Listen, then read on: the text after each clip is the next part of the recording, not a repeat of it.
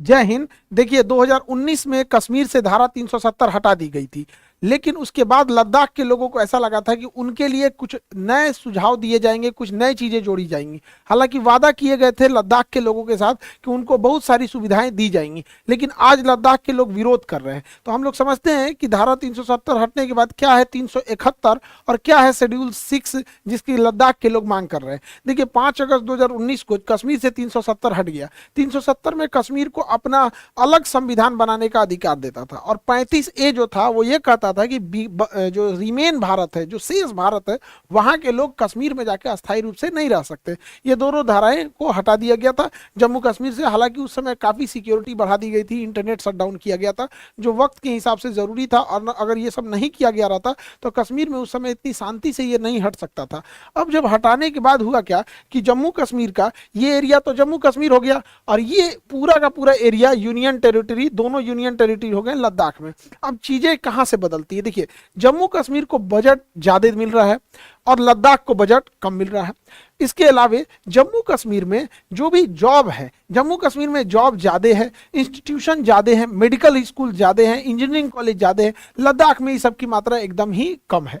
इसके अलावा जम्मू कश्मीर की इकोनॉमी ठीक चलती है। वहाँ ड्राई फ्रूट जो होता है, पूरी इंडिया में सबसे ज़्यादा ड्राई फ्रूट के मामले में कश्मीर फेमस है। यहाँ पे कश्मीर का सेब, कश्मीर का केसर, ये वॉलनट्स, ये अखरोट, ये सब चीज़ें वहाँ बहुत जाती है। जबकि लद्दाख पूरी तरह से बंजर एरिया है। तो लद्दाख के लोग इसका कह रहे हैं कि भाई आप एक ही हमारे पे भी देखिए यहाँ पर इस चीज़ को गौर करने के लिए। लद्दाख में एक और प्रॉब्लम क्या है, टूरिज्म अगर देखेंगे तो कश्मीर के एरिया में टूरिज्म बहुत बेहतर ढंग से है यहाँ पर। लेकिन अगर वहीं लद्दाख की बात करेंगे तो वहाँ बंजर पहाड़ है, बहुत हार्ड वहाँ पे जाना होता है, सड़कें भी उतनी अच्छी से नहीं है, बर्फ का बहुत मार झेलना पड़ता है, मौसम एकदम खतरनाक हो जाता है लद्दाख के एरिया का। तो लद्दाख के लोगों को लग रहा है कि भाई 370 हटने के बाद हमें क्या मिला। मतलब वहां पे तो एक हो गया कि चलिए उन्हें बजट मिल रहा है, इसके अलावा और भी अगर देखेंगे तो जम्मू कश्मीर में इधर के दिनों में देखेंगे कि गवर्नमेंट बहुत तेजी से इंफ्रास्ट्रक्चर बिल्ड कर रही है। अभी T5 T15 से T15 ये सब करके टनल्स का निर्माण किया गया है। वहां पे बहुत बड़े ब्रिजेस का निर्माण किया गया है, चिनाब नदी वगैरह पर रेलवे नेट कनेक्टिविटी को बढ़ाया जा रहा है। लेकिन लद्दाख में ये सब नहीं हो रहा है। तो लद्दाख के लोगों का भी गुस्सा है इस बात को लेकर।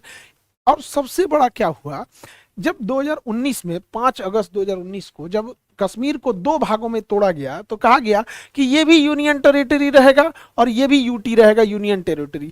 लेकिन जम्मू कश्मीर के यूनियन टेरिटरी को इन्होंने विधानसभा दे दिया, और विधानसभा देने की वजह से कि जम्मू कश्मीर पर केंद्र सरकार का 100% कंट्रोल नहीं रहेगा, बल्कि बड़े बड़े मुद्दों पर कंट्रोल रहेगा।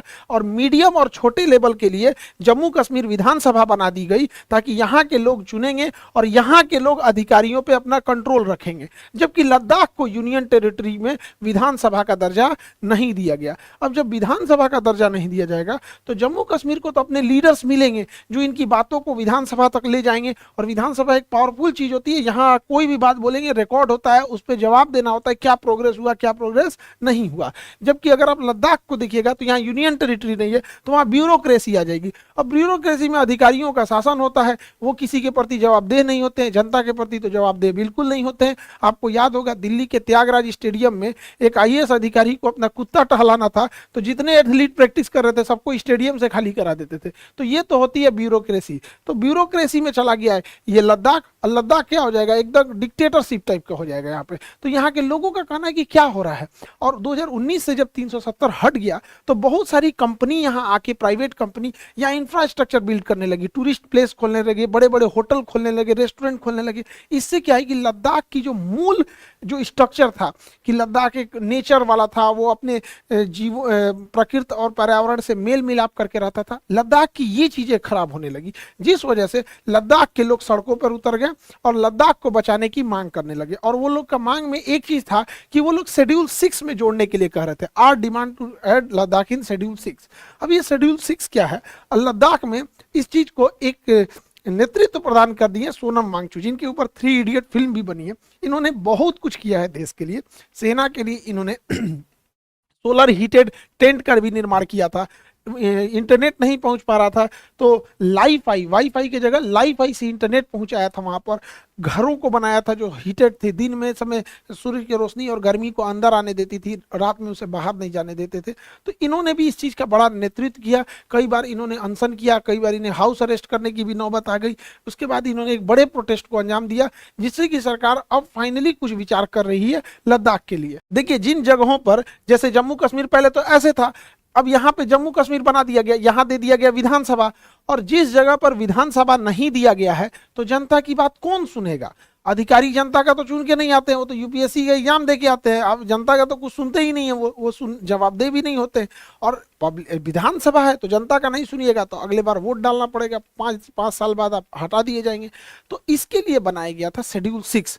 भारतीय संविधान का शेड्यूल 6 जो है, ये जनजातीय क्षेत्रों को अपना अलग कानून बनाने का अधिकार देता है डिस्ट्रिक्ट लेवल पर, पूरे बड़े लेवल पे नहीं देता है। ये देता है ऑटोनोमस डिस्ट्रिक्ट काउंसिल, जिला लेवल पे। जिस जिला में ऐसा लगता है कि नहीं, यहां पर इन्हीं लोगों की स्वायत्तता होनी चाहिए, जैसे आप देखेंगे असम, मेघालय, त्रिपुरा, मिजोरम, ये 4 स्टेट हैं। असम, मेघालय, त्रिपुरा, मिजोरम, ये 4 स्टेट ऐसे हैं जहां पर इन्हें अपनी स्वायत्तता दी जाती है। जैसे एग्जाम्पल के तौर पे मेघालय में 3 पहाड़ है, गारो, खासी, जैंतिया।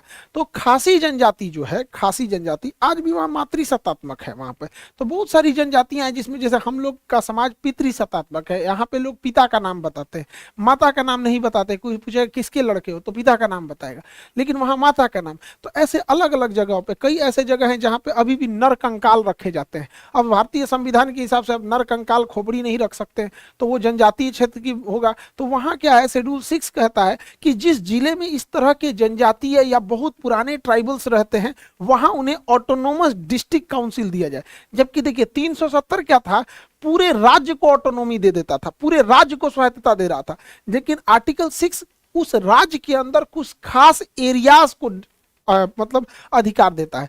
तो यही कहना है लद्दाख के लोगों का कि यहाँ बड़ी बड़ी कंपनियां आ जाएंगी और ये पूरी पहाड़, पूरी इकोसिस्टम को नाश देंगी। इसलिए हमें शेड्यूल 6 दे दीजिए, और शेड्यूल 6 में हम डिसाइड करेंगे कि कौन कौन एरिया ऑटोनोमस रहेगा। वो डिसाइड कर देंगे, जो जो हाईली सेंसिटिव जोन है उसको एडीसी में डाल देंगे, ऑटोनोमस डिस्ट्रिक्ट काउंसिल, कि यहाँ कोई आके इन्वेस्टमेंट नहीं कर सकता है। तो जिस जिस जगहों को बचाना चाहते हैं, जैसे बिहार में, जैसे अगर घाट है, बिहार की जितनी नदियां हैं उसके घाट पे छठ की पूजा होती है। पता चला कोई कंपनी आई और घाट को कह दिया कि हम इसको अपने लिए यूज करेंगे, छठ पूजा आप कहीं और करके दीजिए, बवाले हो जाएगा। तो हम लोग भी उसके लिए क्या कहेंगे कि भाई एक काम करो, तुम्हें कंपनी बनाना है तो ये छठ का जो घाट है ना, ये हम लोग के लिए छोड़ दो शेड्यूल 6 में, इसमें हम ही लोग का अपना ऑटोनोमस रहेगा।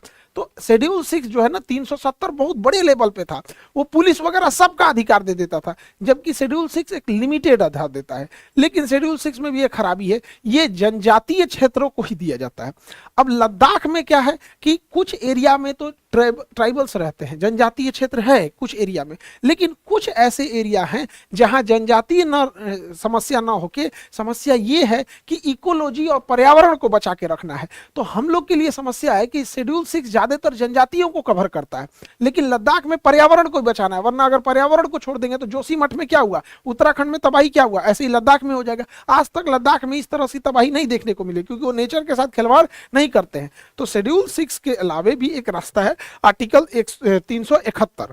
देखिए 370 तो जम्मू कश्मीर में पूरी तरह स्वतंत्रता देता था, जबकि 371 कहता है कि किसी भी स्टेट के अंदर अगर आप किसी एरिया को स्पेशली प्रोटेक्ट करना चाहते हैं, वहीं के लोग वहां का कानून बना सके, वहां के लिए स्पेशल कानून बनाना चाहते हैं, तो 371 के तहत ए बी सी डी ऐसे करके आप जोड़ सकते हैं। बट ये 370 की तरफ पूरे स्टेट को आपके अंडर नहीं कर देगा। कोई स्टेट के अंदर कोई खास चीज को आप रोक सकते हैं। जैसे गुजरात में कोई एरिया है, जैसे कच्छ का एरिया सेंसिटिव है, तो 371 में डाल देंगे कि हाँ इस कच्छ के एरिया सेंसिटिव एरिया है, यहाँ आप कंस्ट्रक्शन नहीं कर सकते। उसी तरह से हालांकि ये चीजें 370 इतना हार्ड नहीं है, बट ये है कि किस खास एरिया को कर सकते हैं। अब इसमें ये रोक टोक नहीं है कि आप जनजातियों के लिए ही करिएगा, आप किसी चीज के लिए कर सकते हैं। जैसे 371 में महाराष्ट्र और गुजरात के लिए कुछ एरियाज को स्पेशली किया गया था। 371 ए में ये स्पेशल प्रोविजन दिया गया था नागालैंड के लोगों को कि कुछ खास एरिया में अपने ट्राइबल्स को रह सकते हैं। 371 बी में जो था वो असम में था, 371 सी के मणिपुर में, उसी तरह आंध्र प्रदेश में था। तो ऐसे ऐसे करके था। तो उसी में यहाँ पे 371 बी ABCD ऐसे करके है, तो हम लोग बेसिकली इसे जोड़ना चाहेंगे। अब सरकार इस बात का प्लान कर रही है कि लद्दाख को 371 के तहत जो जो मांगे हैं उनकी, कि हमारा नेचर डिस्टर्ब नहीं होनी चाहिए, हमारी नदियां दूषित नहीं होना चाहिए, यहाँ इतने फ्लोर से ऊपर बिल्डिंग्स नहीं होनी चाहिए, जब भी बिल्डिंग बनेगी तो कॉटेज शेप में बनेगी, तो वो सब चीजों को 371 के तहत जोड़ दिया जाएगा। वो एक अलग कानून ना होके बल्कि वो एक अलग प्रावधान हो जाएगा कि अगर आपको जाना है तो आपको ये चीज फॉलो करना पड़ेगा। वो 370 इतना हार्ड नहीं होगा, वो जरूरी रहता है किसी भी चीज को बचा के रखने के लिए। हम लोगों को भी खड़े रहना होगा लद्दाख के लोगों के साथ, क्योंकि लद्दाख के लोग हैं जो कारगिल में ही सबसे पहले सूचना उन्होंने ही दिया था। वो लद्दाख के लोग हैं, चाइना उनके लाख प्रलोभन दे देता है, वो कभी चाइना की ओर से नहीं जाते हैं, वो भारत के लिए दृढ़ संकल्पित होकर खड़े रहते हैं और हमेशा भारतीय सेना की मदद किए हैं, चाहे वो रास्ता दिखाने में, चाहे उन्हें गुप्त सूचना देने में। तो लद्दाख के लोगों का जो कहना है, तो सरकार इसे 371 में रखने के लिए सोच रही है। और क्या मांग है कि जैसे केंद्र सरकार अपने अधिकारियों को नियुक्ति करने के लिए यूपीएससी के थ्रू एग्जाम लेती है, राज्य सरकार अपने पीसीएस के थ्रू, जैसे बिहार में अगर कोई बड़ा पोस्ट चाहिए एसडीएम डीएसपी ये सब चीजों को, तो बीपीएससी के थ्रू जा सकते हैं। उसी तरह लद्दाख के लोगों के लिए लद्दाख पब्लिक सर्विस कमीशन होना चाहिए, एलपीएससी होना चाहिए, जो लद्दाख के लोगों को वहां पे एडमिनिस्ट्रेशन दे सके। अब पता चला कोई बिहार का है, कोई महाराष्ट्र का है, कोई यहाँ से ड्यूटी करने लद्दाख जाएगा, उसको समझ में नहीं आएगा, और अगर वहीं के लोग रहेंगे तो शासन अच्छे से हो सकता है। इसके अलावा जो छोटे कर्मचारी होते हैं, जो मिडिल लेवल के कर्मचारी होते हैं, उनकी भर्ती के लिए एसएससी होती है।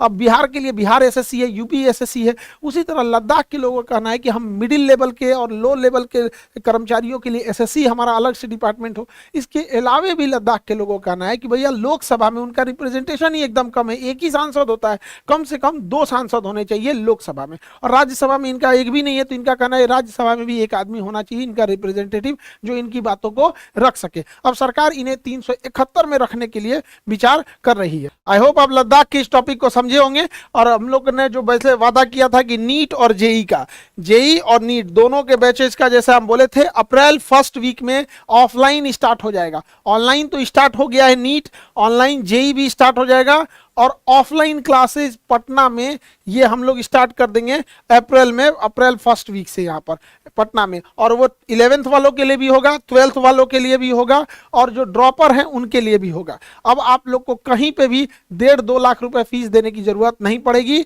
आप वही कोटा के टीचर से, अब आप पटना में ही बैठे, आप वही फीस को कुछ पैसों में आप लोग पढ़ सकते हैं, चाहे वो 12th 11th 12th या ड्रॉपर हो, जो भी हो। इंग्लिश मीडियम में होगा सेपरेट बैच, हिंदी मीडियम वालों के लिए सेपरेट बैच होगा।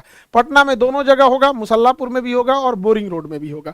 तो जैसा हम आपसे बोले थे कि अब आप लोग को कोटा जाने की जरूरत नहीं पड़ेगी। तो अब इसके बारे में अब एक एक करके पूरी डिटेल बता देंगे। और 6 अप्रैल को आप लोग को बहुत नीट और जेई वालों के लिए कुछ बड़ा सा आपके लिए कुछ प्रोग्राम होगा आप लोग के लिए, जिसमें आपको बताया जाएगा कि कैसे कैसे सक्सेस ले सकते हैं। तो अभी अप्रैल है, 1 मंथ आप लोग तैयार रहिएगा। और बिहार दरोगा में जो पीटी और मेंस निकाल लिए हैं, बहुत कम टाइम है आप लोग के फिजिकल एग्जाम को क्लियर करने के लिए। अब इसमें फिजिकल एग्जाम में टैक्टिक्स ही काम आएगी यहाँ पर, कि इतना जल्दी ना आपसे रनिंग कंप्लीट हो पाएगा, ना लॉन्ग जंप, ना हाई जंप, ना ही गोला फेंक हो पाएगा। इसलिए ज़रूरी है कि जैसे जैसे टेक्निक हो उसी तरह काम करें। जिस तरह से जो लोग बिहार राजगीर में पुलिस को ट्रेनिंग देते थे, जो यहाँ से इंस्पेक्टर और डीएसपी सेलेक्ट होके जाते थे, उन्हीं ट्रेनर्स में से, वही इंस्ट्रक्टर्स में से आप लोग के लिए भी रख दिया गया है। वो जैसे जैसे आपको बताएंगे, आपको वैसे वैसे ट्रिक को फॉलो करना पड़ेगा, तो जाके आपका इतने कम टाइम में लॉन्ग जंप, हाई जंप, गोला फेंक ये सब होगा। अब तो गद्दा भी हटा दिया है कूदने के लिए यहाँ पर। तो इसके लिए गांधी मैदान में भी स्टार्ट हो गया है, पूरा ग्रुप है उसके साथ, आप लोग भी ग्रुप में उसमें ऐड हो जाएंगे यहाँ पर। और जो जो डाइट बोला जाएगा खाने के लिए वही खाना है, जो एक्सरसाइज बोला जाएगा, जैसे बोला जाएगा वही कीजिएगा, तभी 15-20 दिन के अंदर आप फाइनल सिलेक्शन ले पाइएगा। अदरवाइज में फिर मेरिट में छट जाएंगे या फिर फिजिकल में आउट हो जाएंगे। आई होप आप पूरा टॉपिक समझे होंगे। मिलेंगे नेक्स्ट क्लास में। जय हिंद।